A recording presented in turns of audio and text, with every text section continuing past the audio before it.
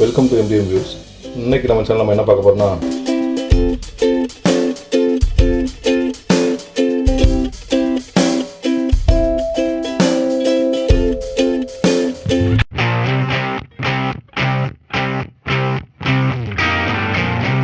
இதுக்கு ஐட்டத்தை பற்றில உங்களுக்கு தெரிஞ்சிருக்கும். மீன் பிரியாணி தான். ஸோ தேவையான பொருள் பார்த்தீங்கன்னா கொத்தமல்லி கீரை, பச்சை மிளகாய், புதினா, இஞ்சி பூண்டு, வெங்காயம் 2 வெங்காயம் எடுத்து 2 தக்காளி, வத்தல் தூள், மஞ்சள் தூள், அரிசி 1/2 கிலோ எடுத்துருக்கேன். சீலா மீன் தலை, இது ஐக்கோரம்பாங்க, நெய் மீன் சொல்லுவாங்க. அதோட தலை ஜஸ்ட் தண்ணியில் வேக வச்சு அந்த அதை எடுத்து தூர போட்டுடலாம், அந்த எசன்ஸ் இறங்குறதுக்காக தான். அப்புறம் பார்த்தீங்கன்னா ஒரு 1/2 கிலோ சீலா மீன். அப்புறம் தாளிக்கு தேவையான நெய், எண்ணெய், 5 பெரிய பீஸ் இருக்குது. இதை வந்து ஜஸ்ட் அந்த கிரேவியில் போட்டு எடுத்துட்டு இதை ஃப்ரை பண்ணி அந்த ரைஸ் வேகும்போது தம்மில் இதோடு சேர்த்து வச்சுருவோம்.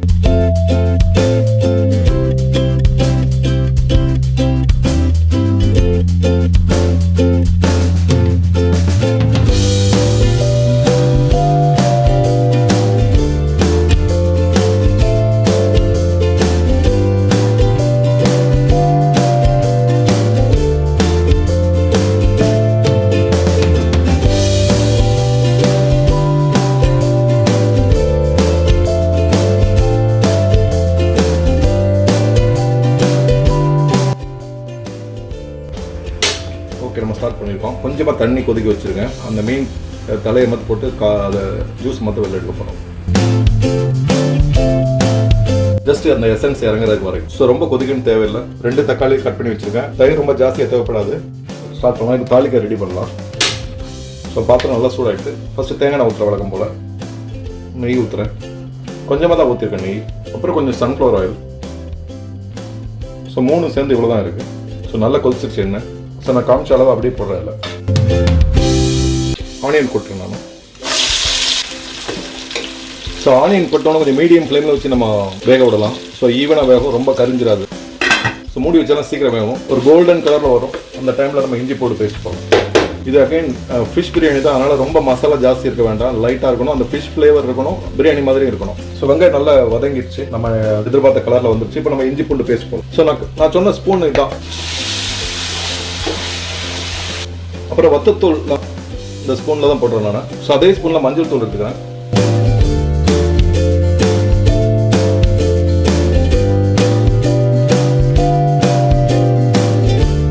வேறு எந்த சோம்பு அந்த மாதிரி எந்த ஐட்டம்ஸ் சேர்க்கவே. ஸோ உப்பு போடுறேன். ஸோ நாங்கள் தக்காளி இன்னும் சேர்க்கல, இப்போ சேர்க்க போகிறது இல்லை. தக்காளி இந்த மீன் இருக்குது பார்த்தீங்களா, நான் ஒரு 5 பீஸ் காமிச்ச பார்த்தேன். அந்த மீனை லைட்டாக அதில் போட்டு எடுத்துட்டு அதில் உள்ள எசன்ஸ் இறங்கினதுக்கப்புறம் மீனை தனியாக எடுத்துருவேன். எடுத்துட்டு அதுக்கப்புறம் நம்ம சோறு வேக வச்சு அதுக்கு மேலே ஃப்ரை பண்ணி லைட்டாக மேலே. ஸோ நான் ஏற்கனவே எடுத்து வச்ச மீனை வந்து இப்போ அதில் ஒன்று ஒன்றா போடப்போம். லைட்டாக போட்டு அந்த எசன்ஸ் இறங்குற அளவுக்கு மட்டும்தான்.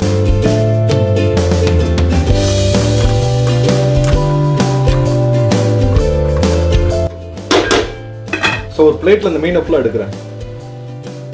ஆஃப் பாயில் தான் இது. பிளேட்டில் 4 மீன் எடுத்துட்டேன். ஒரே ஒரு மீன் மட்டும் உள்ளே இருக்குது. அப்புறம் அந்த வேக வச்சதில் வந்து பார்த்தீங்கன்னா நல்ல பீஸை மட்டும் எடுத்து உள்ளே போட்டலாம். ஸோ இவ்வளோ வேஸ்ட் தான். ஸோ நம்ம எடுத்த மீன் வந்து இதை லேட்டராக ஃப்ரை பண்ணுவோம். மீனை எடுத்ததுக்கு அப்புறம் தான் தக்காளி போட்டு, அதுக்கு முன்னாடி இஞ்சி பூண்டு வெங்காயத்தெலாம் வெந்தது, உப்பு போட்டுருந்தோம். இப்போ தக்காளி போட்டோம். பச்சை மிளகா, மல்லி, புதினா கட் பண்ணி வச்சுருக்கோம். தயிர் ஊற்றுறேன்.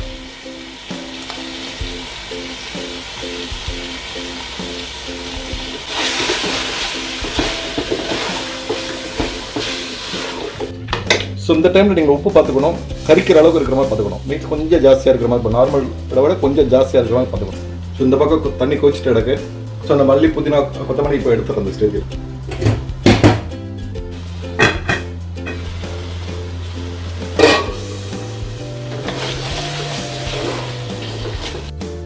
ஸோ இதான் நம்மளோட மசாலா. ஸ்லோ ஸ்பீடில் ரொம்ப கம்மியான தீயில தான் வேகணும். நல்லா வேகட்டும், ஒன்றும் பிரச்சனை இல்லை. தண்ணி தேவையான அளவுக்கு இருக்குது. ஸோ இதுதான் சிம்மு. இதுக்கு கம்மியாக கூட வைக்கலாம். இந்த தம்மு போடும்போது இந்த அளவுக்கு தான் நான் சிம்மில் வைப்பேன். ஸோ இந்த ஸ்டேஜில் நம்ம மீனை முதல்ல அவிச்சோம் பார்த்தீங்களா, அந்த தண்ணியை ஊற்றுறேன். ஸோ இந்த இதுக்கு மேலே தண்ணி இப்போ ஊற்ற வேண்டாம், தேவைப்படும் போது நம்ம ஊற்றிக்கலாம். ஸோ இப்போ இந்த தண்ணியில் இது வேகட்டும். அகைன் ஒரு 10 மினிட்ஸ் நல்லா வேகட்டும். 10 to 15 மினிட்ஸ் நல்லா வேகட்டும். அந்த பச்சை மிளகா தக்காளி எல்லாமே ஜூஸ் ஆகும். அந்த ஃபிஷ்ஷை வந்து நம்ம லைட்டாக எண்ணெயில் போட்டு ஃப்ரை பண்ணுறேன்.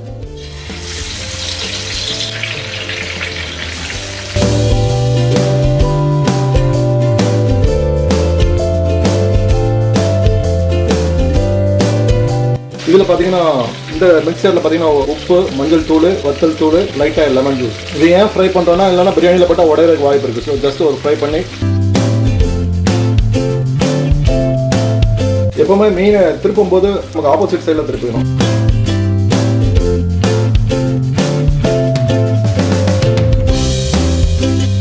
ஸோ சில பேர் என்ன பண்ணுவாங்கன்னா இந்த எண்ணெய் எடுத்து விட்டு தாளிப்பாங்க. முதல்ல நம்ம தாளிச்சோம் பார்த்தீங்களா, அதை இந்த எண்ணெய் வச்சு தாளிப்பாங்க. அது ஒரு மெத்தட். பட் எனக்கு அது பிடிக்கல. நான் அந்த மாதிரி தான் பண்ணுறேன். நமக்கு தேவை ஒன்லி ஃப்ளேவர் தான். ரொம்ப ஆயில் இருந்து அது எப்படி சொல்கிறது, அப்புறம் அகைன் நெஞ்சை கறிக்கும். அது ரொம்ப ஹெவியாக இருக்கும். ஐ ஹோப் இது ரொம்ப லைட்டாக இருக்கும்னு நினைக்கிறேன். ஏன்னா அந்த ஆயில் தனியாக நான் எடுத்துட்டு அந்த ஆயில் வந்து எதுலையும் மிக்ஸ் ஆகலை. ஸோ நம்ம ஜஸ்ட் நம்மளோட இன்டென்ஷன் என்னன்னா ஃப்ளேவர் இருக்கணும் பிரியாணியில், அவ்வளோதான். ஸோ அதுக்கு நம்ம பண்ணால் தான் கரெக்ட். இது பேர் கேரளாவில் ஃபிஷ் தாவா ஃப்ரைன்னு சொல்லுவாங்க. இது ரொம்ப ஃப்ரையான அவசியம் இல்லை. ஏன்னா இன்னும் அனதர் 10 நிமிஷம் தம்மில் போட போகிறோம். ஸோ இதோட இதை நீ ஸ்டாப் பண்ணிக்கலாம். இது நம்ம ஃப்ரை பண்ணி முடிச்சதுக்குள்ள ஸ்டேஜ். ஸோ இந்த கலரில் இருக்குது. இப்போ நம்ம ரைஸ் இதில் போட போகிறோம். ஸோ இதுதான் நம்ம ஃபிஷ் பிரியாணிக்கான கிரேவி. ஸோ ரைஸை போட்டதுக்கப்புறம் பார்க்கலாம், கலர் பார்க்கலாம், அப்புறம் தேவைப்பட்டால் ஆட் பண்ணிக்கலாம். இப்போ தேவையில்லை. ஸோ இந்த பக்கம் உள்ள கொதிக்குது. ஸோ ரைஸ் உள்ள கொடுக்குறேன். ஸோ நான் ஏற்கனவே சொன்ன மாதிரி இந்த டைமில் ரொம்ப அரிசியை மைண்டாக வாட்ச் பண்ணணும். இந்த இடத்த விட்டு நம்ம போகக்கூடாது. ஸோ இந்த ஸ்டேஜ் லெமன் ஆட் பண்ணுறேன் நான். எனக்கு கொஞ்சம் கலர் பவுடர் ஆட் பண்ணும் போல தோணுது. கொஞ்சமாக ஆட் பண்ணிக்கிறேன். ஸோ இந்த டைம் நான் என்ன பண்ணுறேன்னா கொஞ்சமாக வந்ததை கீழே முதல்ல போடுறேன்.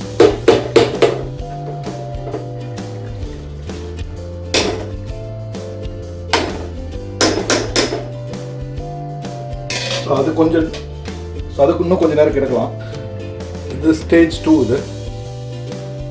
இது அடுத்த ஸ்டேஜ். ஸோ இந்த ஸ்டேஜில் மேலே உள்ள ரைஸ், மேலே உள்ள லேயர் வந்து இந்த அரிசி இந்த இதில் இதை போடுறோம். நம்ம எடுத்து வச்சிருக்க ஃபிஷ்ஷை வந்து மேலே வைக்கும் கேர்ஃபுல்லாக பண்ணணும், உடஞ்சிரும். ஸோ இப்போ இந்த ரைஸ் அது மேலே போடும். ஸோ அரிசி வடிச்சதில் மிச்சம் உள்ள தண்ணி நான் கொஞ்சம் இதில் ஊற்றுறேன். நான் வேகணும், கொஞ்சம் வேகணும். கொஞ்சமாக கலர் பவுடர் ஆட் பண்ணுறேன். இப்போ சிம்மில் வைக்கிறேன்.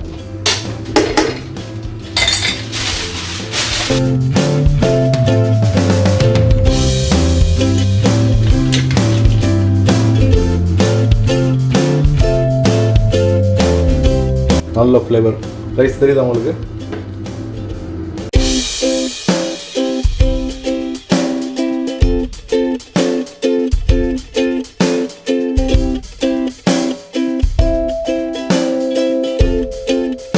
ஸோ இதான் சிம்மோட அளவு. அடுத்த 10 நிமிஷம் இதே தீல தான் இருக்கும். இன்னும் கொஞ்சம் தண்ணி நிற்குது. 10 நிமிஷத்தில் சரியாயிடும். 10 நிமிஷம் முடிஞ்சிச்சு. ஸோ 10 நிமிஷத்துக்கு மேலே ஆயிடுச்சு. நான் ஆஃப் பண்ணிட்டேன். ஆஃப் பண்ணி ஒரு 5 நிமிஷம் ஆகுது. ஓப்பன் பண்ணி பார்க்கலாம் என்ன ஸ்டேஜ். ஸோ இன்னும் அந்த அலுமினியம் பால் தேவையில்லை. ஸோ எடுத்துக்கலாம். ரைஸ் ரொம்ப பதமாக இருக்குன்னு நினைக்கிறேன். ஸோ இப்படி தான் வந்துருக்கு. உதிரியாக இருக்குது ரைஸு. ஃபிஷ்ஷை மட்டும் தனியாக எடுத்துடுறேன். ஏன்னா நம்ம சோறு எடுக்கும்போது உடஞ்சிடும். ஸோ நம்ம பண்ண பிரியாணியோட ரிசல்ட் இதுதான். பாருங்கள், கலர்ஃபுல்லாக இருக்குது, நல்ல ஃப்ளேவர்ஃபுல்லாகவும் இருக்குது. உங்களுக்கு பிடிச்சிருக்குன்னு நினைக்கிறேன். தேங்க்ஸ் ஃபார் வாட்சிங்.